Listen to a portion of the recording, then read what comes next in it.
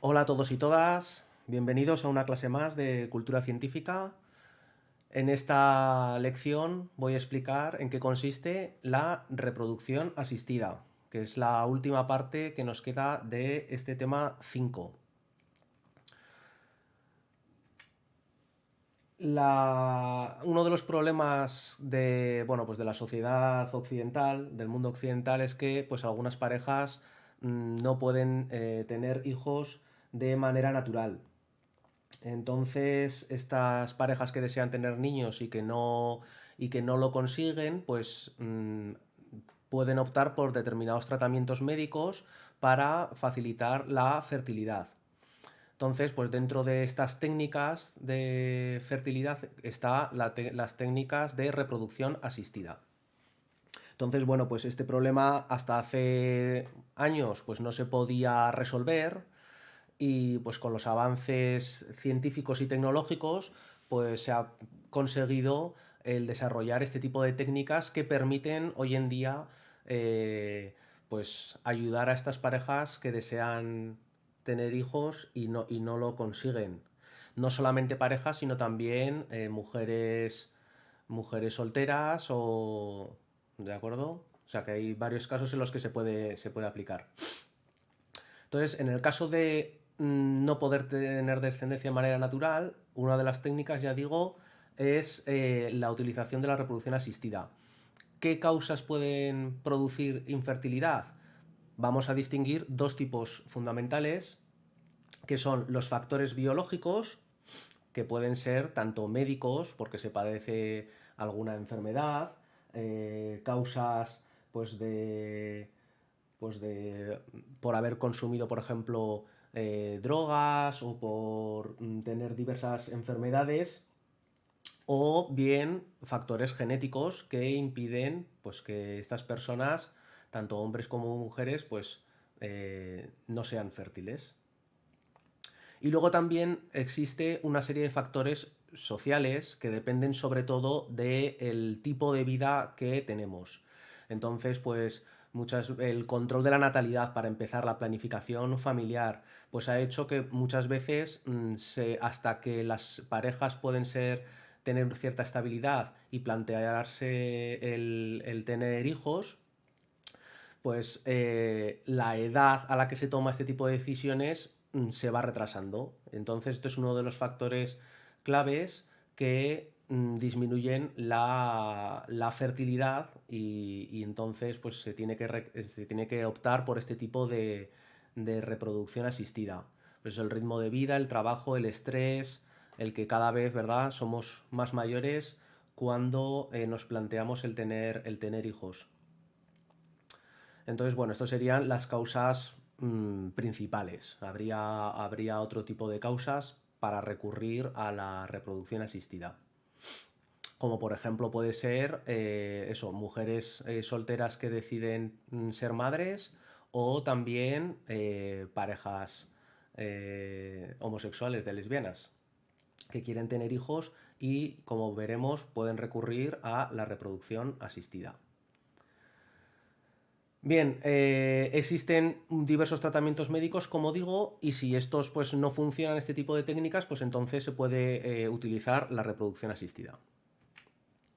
Hay dos tipos fundamentales de reproducción asistida. En el libro nos comenta tres, pero en realidad es una variación de una de ellas, ¿no? Porque dentro de estos dos grandes grupos, hay distintos casos, distintas variaciones, pero que en realidad hay dos técnicas principales. Una es la inseminación artificial, o IA, y la otra es la fecundación in vitro, FIV serían sus siglas. Entonces vamos a ir viendo cada una de ellas y pues sus principales características o cómo se lleva a cabo el proceso. En el caso de la inseminación artificial, IA, consiste en la introducción del semen en el útero por medio de una cánula. ¿Vale? Esta sería la definición general. Este tipo de IA en concreto se le llama intrauterina, por eso, porque el semen se introduce en el útero. Lo que pasa que esta es la técnica más común, es la que está más expandida, la que tiene más posibilidades de éxito, y por eso muchas veces cuando hablamos de inseminación artificial nos estamos refiriendo a la intrauterina, ¿vale? Es la más común. Lo único eso, que hay opciones que son menos comunes y que dependiendo de dónde se depositan los espermatozoides en el aparato reproductor femenino, tenemos distintas posibilidades. Entonces, una sería la intratubárica, que es cuando el esperma se deposita en las trompas de falopio, intracervical en el cérvix, intravaginal en la vagina o intrafolicular en el interior del folículo ovárico. Entonces, ya ves que hay distintas posibilidades, pero que no dejan de ser, al fin y al cabo, inseminación artificial.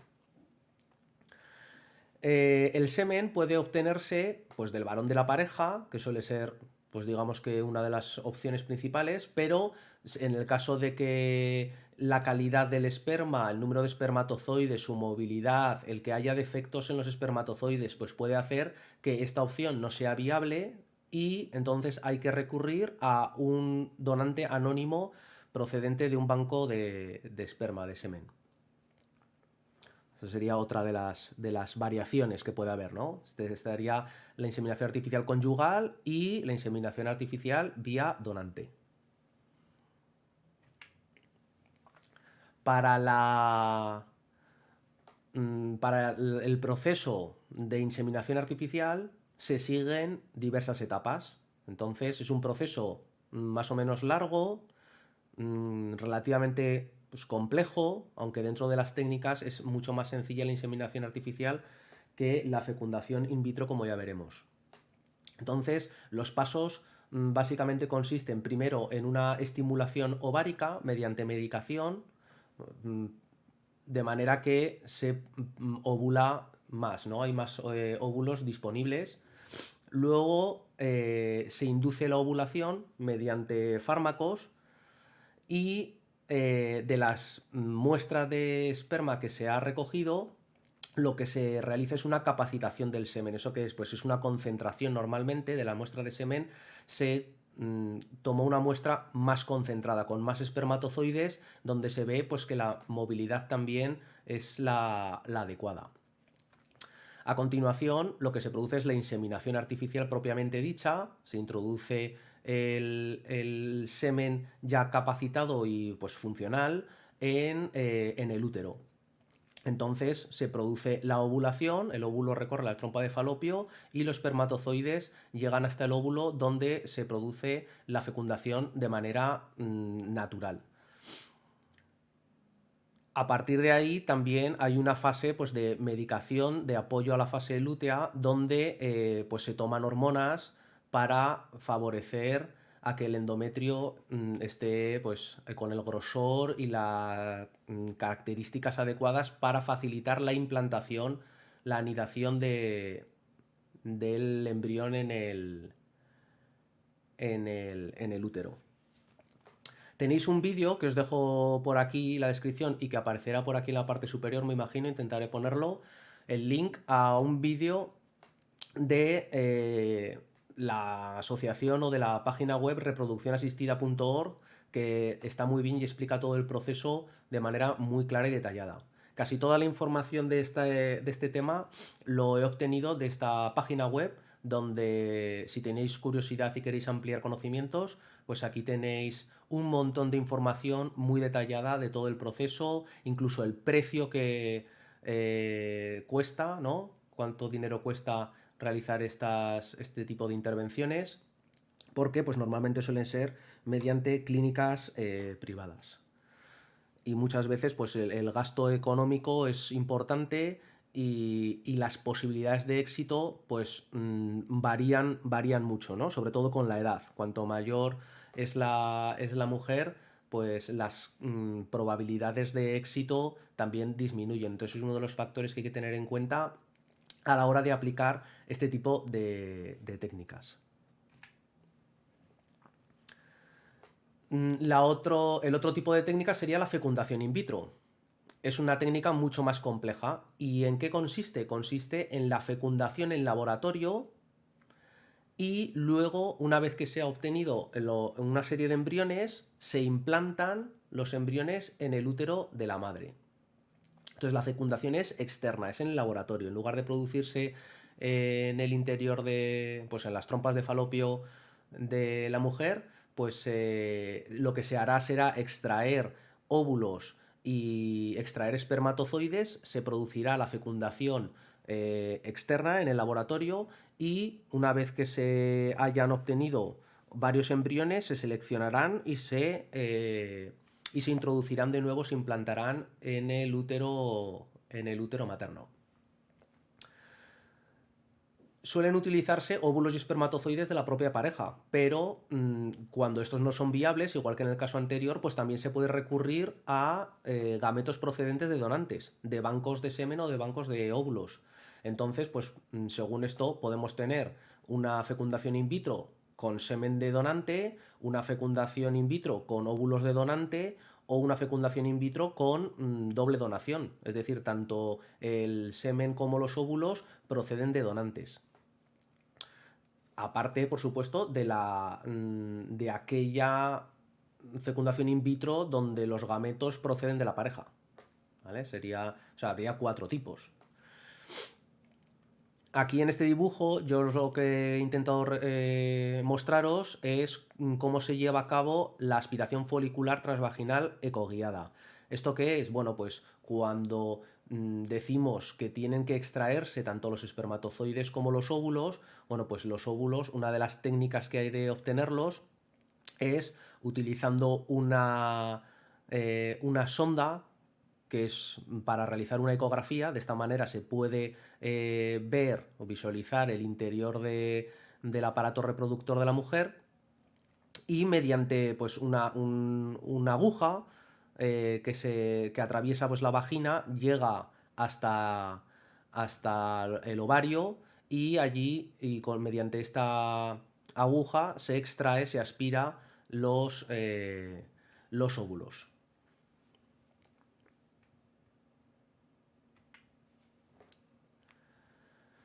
La fecundación in vitro puede clasificarse, o hay varios subtipos o varias técnicas diferentes en función de cómo se fusionan los gametos.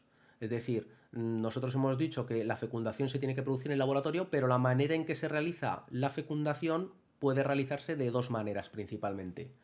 Una sería la fecundación in vitro convencional, en la cual, pues como veis en este dibujo, se deposita el óvulo y los espermatozoides pues, en una placa de Petri, en un recipiente, y los propios espermatozoides, ¿verdad? Pues serán los que, uno de ellos será el que fecunde el óvulo de manera natural, relativamente natural, ¿no?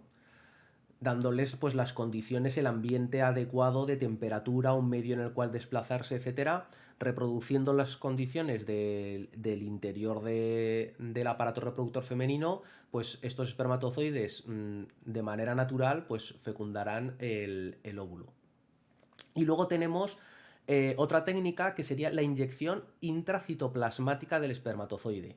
Pues lo que su propio nombre indica, lo que vamos a hacer es seleccionar uno de estos espermatozoides y mediante pues, una micro aguja, mediante una microinyección, se va a depositar, se va a colocar el espermatozoide dentro del óvulo de esta manera, de manera artificial. ¿De acuerdo? Si hay algún problema en los espermatozoides, en su movilidad, en que no son capaces de fecundar el óvulo, pues digamos que esto se realiza de una manera artificial.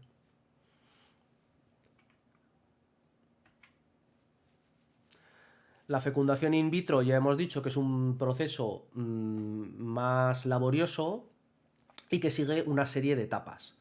Entonces, lo primero consistiría en la estimulación ovárica para que maduren varios óvulos simultáneamente.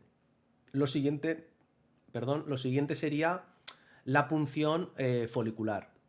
Es decir, extraer los óvulos, como os he comentado anteriormente, mediante una inyección intravaginal. Se extraen los óvulos, luego se obtiene el semen, es decir, hace falta tomar una muestra de semen el cual, como ya hemos dicho, también se intenta concentrar y seleccionar los espermatozoides pues, con mayor movilidad, etcétera. El cuarto paso sería la fecundación, que como hemos dicho puede ser de manera convencional, de manera natural o bien mediante una microinyección. Dentro del óvulo se produciría la fecundación. A continuación, lo que vamos a hacer es que estos óvulos fecundados, porque no solamente como se extraen varios óvulos, se intentan fecundar varios, porque esta operación no es sencilla y de esta manera nos garantizamos tener varios óvulos que puedan llegar a ser fecundados. Entonces, estos óvulos se van a dejar pues en un cultivo para que poco a poco vayan dividiéndose hasta obtener pues, estos preembriones que suelen llegar normalmente a estado de blástula. Entonces, una vez que ya se han desarrollado estos embriones, se seleccionan o se escogen un número reducido. Normalmente la legislación dice que puede ser hasta un máximo de 3 embriones que se pueden implantar en una sesión. Entonces, uno es un poco arriesgado por si no es viable, así que normalmente se suelen elegir dos.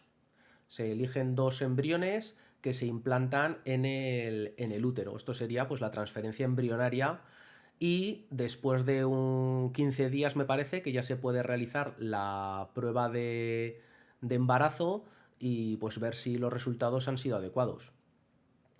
Además también me parece que se toman hormonas, igual que en el caso de la inseminación artificial, para preparar el endometrio a la implantación del embrión o de los embriones. Aquí también tenéis un link a un vídeo de YouTube donde se explica todo esto bastante bien. Os lo dejaré por aquí.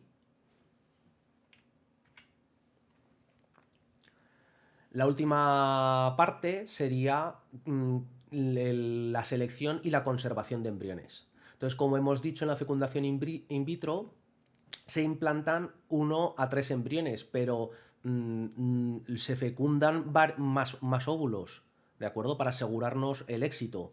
Entonces, ¿qué es lo que ocurre con estos embriones que no se implantan? ¿Vale? Esa sería la cuestión. Bueno, pues existen, según la normativa, 4 posibilidades, que son decisiones que tiene que tomar la pareja o la mujer que se somete a esta fecundación in vitro. ¿Qué se hace con estos embriones? Bueno, pues una posibilidad es la de criogenizarlos, la de congelarlos. El proceso me parece que se llama vitrificación, pero que consiste en eso, en congelar los óvulos para o sea, los embriones para su posterior uso. Entonces, este uso puede ser para la propia mujer, es decir, se somete a una fecundación in vitro y luego, si o bien no ha tenido éxito, o bien pues al año siguiente, a los 2 años, después de que su embarazo haya sido satisfactorio, por así decirlo, bueno, pues puede optar por volver a recibir el tratamiento con los propios embriones que, que ella misma ha congelado, ¿de acuerdo? Entonces puede usarlo la misma persona para futuros tratamientos. La otra opción es que pueden donarse estos embriones para otros pacientes. Habrá parejas que no puedan de otras maneras el conseguir pues óvulos, espermatozoides, o bien hay problemas a la hora de que se fecunden y por lo tanto pues pueden optar por que se implante directamente un embrión de una pareja diferente. Eso se le conoce como adopción de embriones, ¿de acuerdo? Entonces, pues se pueden donar para otras parejas que lo puedan necesitar. Otra posibilidad que también se puede plantear es la donación de estos embriones para investigación. En este caso, se tiene que informar a la mujer o a la pareja que dona los embriones se tiene que informar de en qué consiste el proyecto, para qué se va a emplear estos embriones y tiene que dar su consentimiento. La otra posibilidad es la de el cese de su conservación. Es decir, se destruyen porque no se conservan. Esta decisión suele tomarse, pues, o bien, claro, porque mantener conservados los embriones cuesta dinero. Pues puede ser por razones económicas, porque el primer intento ha tenido éxito y ya no se quieren tener más hijos, o bien porque la mujer ha tenido algún tipo de accidente o ha tenido o ya es muy mayor, el caso es que ya no puede tener hijos y por lo tanto estos embriones que no van a ser utilizados por esta misma persona no se van a donar ni se van a investigar con ellos, por lo tanto se cesa su conservación. ¿Vale? Serían las 4 posibilidades.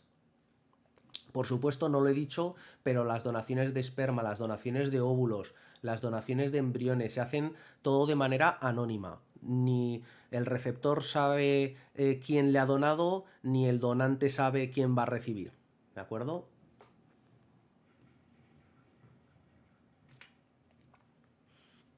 Y en el caso de la selección de embriones, hay una técnica que consiste en el diagnóstico genético preimplantacional, o DGP, por sus siglas. ¿En qué consiste? Y esta es un poco la razón por la que se incluye, creo yo que se incluye en las técnicas de reproducción asistida en este tema de aplicaciones de la genética. Porque en el caso de que puedan darse enfermedades de tipo genético, se pueden diagnosticar estas enfermedades o estos problemas antes de ser implantados los embriones en el útero materno cuando se realiza una fecundación in vitro. ¿De acuerdo? Sería el análisis genético de los embriones obtenidos en una fecundación in vitro con el objetivo de seleccionar aquellos embriones sanos, ¿de acuerdo? Y con capacidad de implantación, de capacidad de que puedan tener éxito en el embarazo.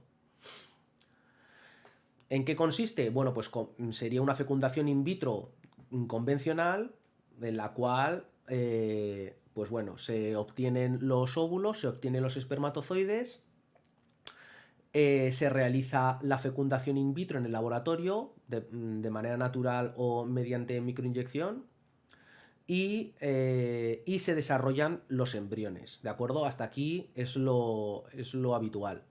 Entonces, ¿qué es lo que ocurre? Que para diagnosticar, para saber qué embriones están sanos o cuáles están más capacitados para su implantación, lo que se hace es una pequeña biopsia. Entonces, esta biopsia consiste en arrancar una celulita, un blastómero de estos preembriones, de estas blástulas, se extrae una célula y mediante las técnicas que conocemos de ingeniería genética se puede extraer el material genético de esa célula, amplificarlo con una PCR y poder investigar, ver si posee determinados genes causantes de enfermedades o causantes de posibles problemas. Entonces, de esta manera se puede el diagnosticar, el saber si uno de estos embriones va a tener alguna enfermedad y por lo tanto genética y por lo tanto no se van a implantar. Entonces se seleccionan aquellos que son sanos. El último paso sería la transferencia embrionaria pues habitual en una fecundación in vitro.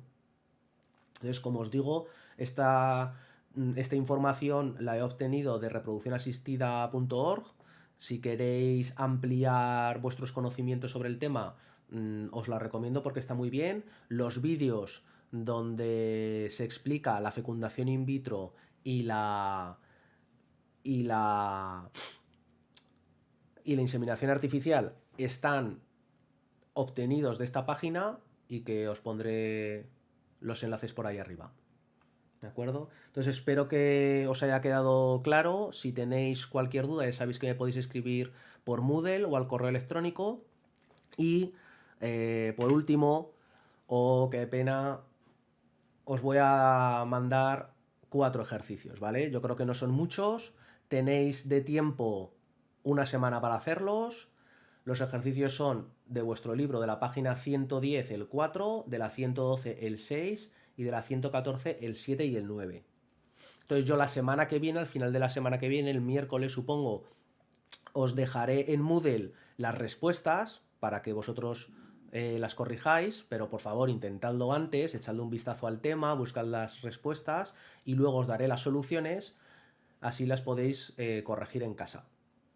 Entonces, los realicéis en el cuaderno, como siempre hemos hecho, y en algún momento de la evaluación, que será a final de mayo seguramente, o a mediados de mayo, os pediré el cuaderno para ver que habéis estado haciendo las tareas. Entonces, tenéis estos 4 ejercicios, ya hicimos 4 o 5 ejercicios antes, a los cuales os di ya la solución, y pues para enviármelos podéis hacer fotos, por favor, que estén enfocadas, que yo las pueda leer y que de las hojas del cuaderno. Entonces me enviáis a mi correo electrónico las hojas cuando yo os lo pida. Bien, pero digamos que no perdáis estas actividades que ya hemos estado haciendo y las que os propongo ahora.